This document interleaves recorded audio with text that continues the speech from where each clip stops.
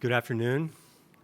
Well, I have to say that I'm both thrilled and humbled to be here to talk with everybody today. Thrilled because these are truly exciting times with what's happening with the cities in the world today. Humbled because I'm well aware that some of the thought leaders in developing the next chapter of cities are in the room today, and if they aren't in the room today, they were up on the stage earlier in the day. So it's a humbling experience, no doubt. My perspective is that of my experience at Brookfield. So we're a global investor, developer, asset manager of property around the globe. And by no means does that give us any of the answers to all the issues and the problems and the opportunities we have in the world today. But I'll be happy to share with you how we think about some of these items and some of the way that we address some of these items. Let me start, though, by trying to define what is a great city. And I think Stephen Engblom, Global Director of AECOM Cities, said it best in his recent article entitled Cities, the Next Chapter. Stephen posed the question, what makes a city great? To which he surmised. Many consider attractiveness, accessibility, affordability, and acceptance as important criteria. A great city is where people live, business invests, visitors enjoy, nature thrives, and culture shines. It needs to feel safe, well-served, and well-connected. How well a city meets these criteria is a careful balancing act, one that requires daring innovation, responsible stewardship, and passionate citizens. Now, I don't think Stephen's in the audience today, but I think some of his co-workers from AECOM are, and that was just incredibly well written and well said. A very, very thoughtful definition I will try to use that to guide me through the comments here today. But first, we're in Singapore. And Singapore, as we know, is a fantastic example of a great city, a city that has transformed itself over the past 50 years into a modern world-class metropolis, one of the most developed and sophisticated real estate markets in the world. But what's really interesting about Singapore is that the real estate industry in Singapore, it didn't merely keep pace with the emergence of Singapore as a global city. It didn't keep pace with the development of Singapore. It was part and parcel of that development. In fact, it was maybe the most important piece of that development. And what's interesting for those who saw Minister Wong this morning, you got a real good sense for the public-private partnership that exists in Singapore. And I don't know about what you guys thought, but I thought that was very, very impressive, just that whole way of thinking and approach to solving some problems. And since we're on Singapore, I'd be remiss if I didn't point out to everybody that this story has been recently told pursuant to a book which is entitled Singapore's Real Estate, 50 Years of Transformation. It's edited by Dr. Seek, chairman of ULI Asia, and with Mr. Sing Tien Fu and Yu Shi Ming. I'm sure Dr. Seek would be happy to autograph a copy of the book if anybody has one with them. The other thing that's interesting about this, I love the book. I have a copy of it. It sits on my desk.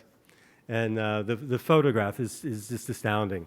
The juxtaposition of Singapore from old days, but not that long ago, juxtaposed with the gleaming city that it is today is quite remarkable. So, where are we today? There's four important aspects to consider. Cities are growing dramatically. Millennials are increasingly driving the global economy. Needs of communities are changing rapidly. But more importantly, we're in a period of hyper-growth of cities, a period of hyper-growth that has never been seen before. And a lot of people today have talked about it. A lot of people associated with ULI, of course, were aware of it. I would say the general populace around the globe is probably not aware of it. And the reason is it's hard to see things. We're in the middle of it. It's hard to see it because we're in the middle of it, but it's truly astounding. This hyper-growth will cause us to rethink and change the way we do everything, the way we approach our careers, our communities, our families, our lifestyles. It will be all-encompassing change. The hypergrowth we can show a number of ways. 1950 29% of the world's population lived in urban environments. A couple of years ago, it was estimated at 54%. It's growing to 67%, and that change is going to happen fast. It's interesting, in my prepared remarks, I did some research, and I saw that McKinsey predicted that by 2025, there'll be 29 cities in the world with population over 10 million. And in my notes, I said, that seems low, doesn't it? Now, I know you guys took the quiz here today, and I don't want to, can I give the answer? Please do. Yeah, the answer is 50. And honestly, it could easily exceed that as well. And it's very exciting times that we're in. So this is not directly on point, but it provides some interesting context. And it's context that I can understand, so I kind of like using it. It's a very sort of quaint anecdote compared to what Professor Vivek walked us through this morning. But it's a quite simple way to think about how fast the world is changing. So it took the United States about 150 years from the mid-1840s until 1990 to go from 90% agricultural to 10% agricultural. China started in the mid-70s, and it'll take them around 50 years. It's just an interesting thing to put in perspective. That change, of course, is getting faster and faster and can be extrapolated into everything, actually. So this hyper-growth is causing cities to compete with each other for capital, for employment. Singapore competes with Tokyo. Tokyo competes with Hong Kong. Hong Kong competes with Shanghai. Everyone competes with Sydney, Melbourne. Intense pressure is put on cities. We got a sense for that with Minister Wong this morning as well, who was certainly well aware of the fact that Singapore has to compete in a global marketplace. The cities that get it right, it will be unbelievably positive for their constituents. It will also provide fantastic investment opportunities, but more on that later. So what is causing the hypergrowth? Well, one reason, of course, is millennials. We've talked a lot today about the millennials. In just a few short years, they'll be over half the global population. I'm defining millennials as anyone born between 1980 and 2000, i.e. anyone who came of age in the new millennium. And they have attitudes and behavior about how they want to live, work, play. It's changing fast, and it's simply very different. For the millennial generation, the work-play-life balance is paramount. They want immediate access to all three, as they often switch from one to the other on a moment's notice and at non-traditional hours. They care a lot about their work environment. More than 3/4 see workplace quality as important when choosing a job. Half say office location is very or extremely important. They want to live in close proximity to where they work. Half millennials say the longest commute they will tolerate is 30 minutes. 20% of them can tolerate just 20 minutes. But is it just the fact that the millennial generation is coming of age, or is there something else going on? The answer is that there's something else going on, and it's huge. Consider that in the decade from 2000 to 2010, the following advancements were introduced, and by today, they're commonplace. And in no particular order, and this was more than adequately covered this morning with Professor Vivek, but we have Facebook, the cloud, big data, Twitter, Alibaba, Alipay, Uber, YouTube, Kindle, Airbnb, WeChat, AI, IA. I don't even know what that is. This morning, I learned about microbiome. How many people had heard about microbiome before this morning? It's a fascinating area of biotech advancement. It's quite interesting. All the advancements in renewable energy and DNA sequencing. So which came first? The millennials or all of us in the global lifestyle simply adapting to and utilizing all of these incredible advancements? So I would say then that it's not just the millennials, it's all of us. And we're all impacting the global economy as we adapt to and utilize these amazing advancements. And it's all happening at the same time, and it's all happening extremely fast. So while that settles in, let's take a diversion and just take a quick look at one city that has a very successful and innovative economy, Tel Aviv. It's a powerful example of how a city can leverage its DNA over risk-taking, commerce, and lifestyle. It has a huge startup culture. The city's objectives are to be nonstop, smart, and entrepreneurial. It has the highest concentration of tech companies outside of Silicon Valley. Its tech industry accounts for 16% of the country's GDP. So what drives all of this? Well, for one, there's heavy government investment into technology. There's huge investment into research and development and reinvestment into research and development. Its R&D budget is twice the OECD average. There's a strong commitment to education as well. So you guys are wondering why there's a picture of a salad bowl on the screen. So what do the next chapter of successful cities require? And I think the answer is twofold. First, they require a richness and diversity that enables the activation of its many places. And second, they require the ability to be adaptable to continued changes in physical, social, political, educational, medical environments. Charles Darwin has been famously attributed with the quote that it's not the strongest species that survives, but it's the most adaptable. I think this applies to cities as well. The richness and diversity that I refer to, and it's sometimes referred to as diversity of purpose, can best be thought of as a metaphorical salad bowl that contains complementary items of commercial property, multitude of residential alternatives, entertainment, education, research, healthcare, arts, sports, transportation. I could go on and on. This diversity of purpose can become a self-fulfilling prophecy as it leads to the creation of a talent pool that employers will seek to tap into. When I think of cities that are at the top of the list of providing this level of diversity and adaptability, I think of New York, London, Hong Kong, Singapore, to name a few. But I would venture that in 5 years or 10 years, there's cities that easily come to mind, that will easily come to our minds when we think of cities that have this diversity and this adaptability, and those cities we haven't even thought of, we would not think of here today. So a city is nothing more than an accumulation of each of these activated places. We in the real estate industry are critical to the creation of these places.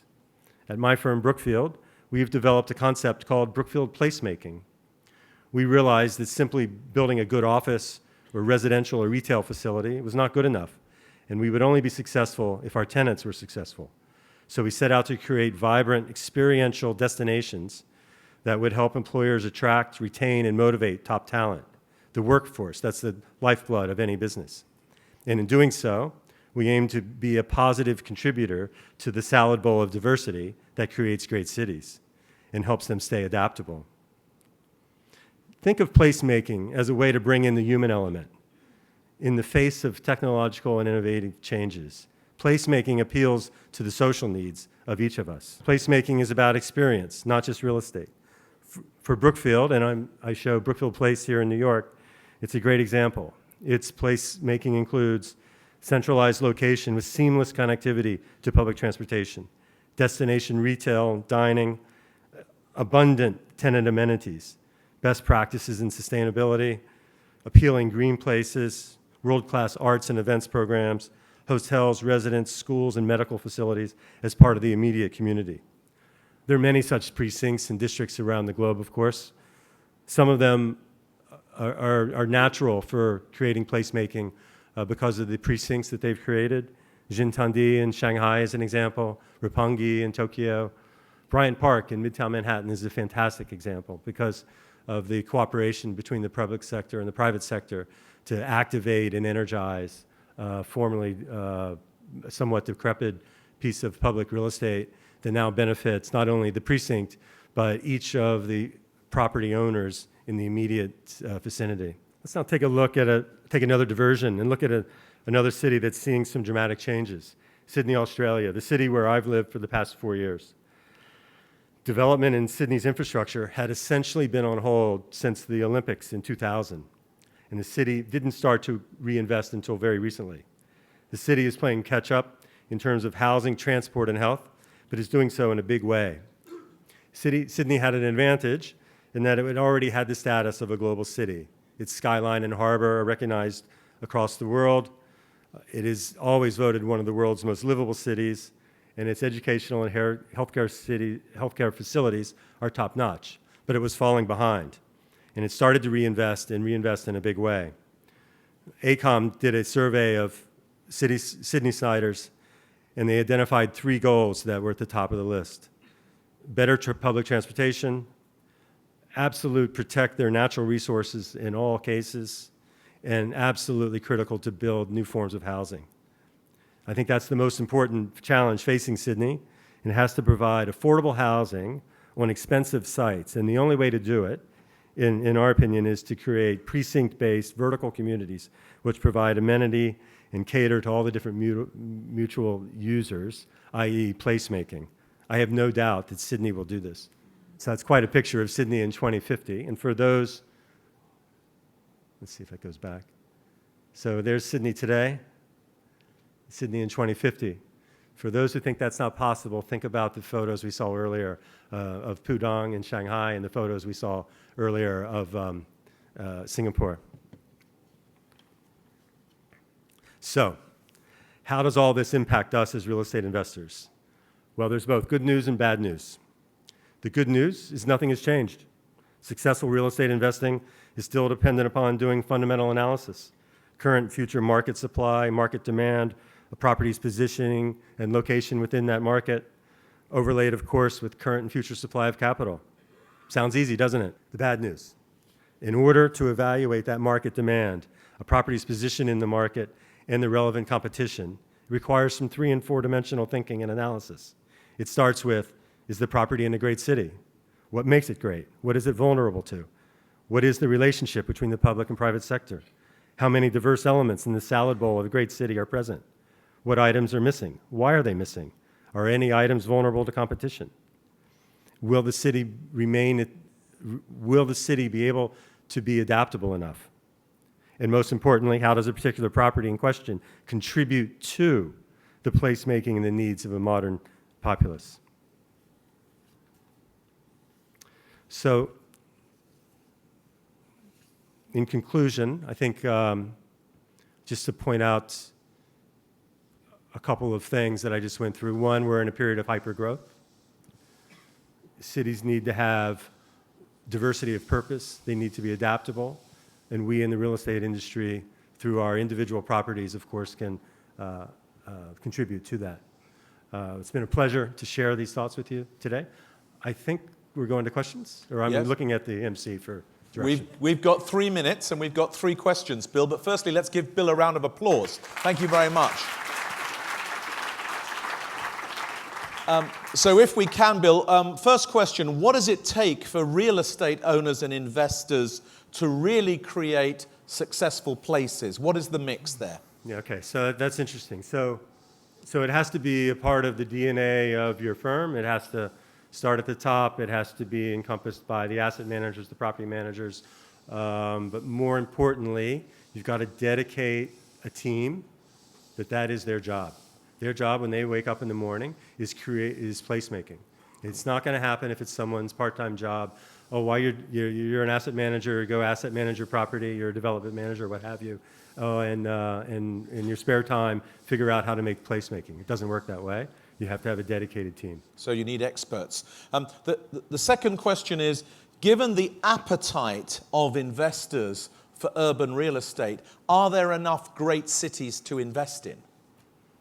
That's a fantastic question.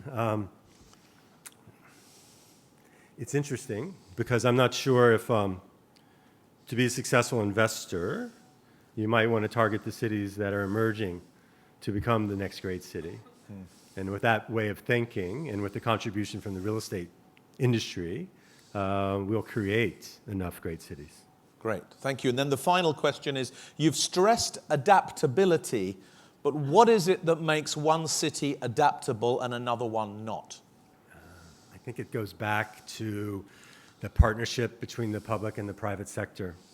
If the private sector determines there needs to be a new train line, there needs to be a renovated train station, there needs to be what have you, that's what's needed to be adaptable, or a new hospital, or bring a suburban university into an urban campus, whatever the case may be. If the private sector identifies this and through speaking to the public side can't get it done, the city will not be adaptable. Great. Ladies and gentlemen, please join me in thanking Bill Powell.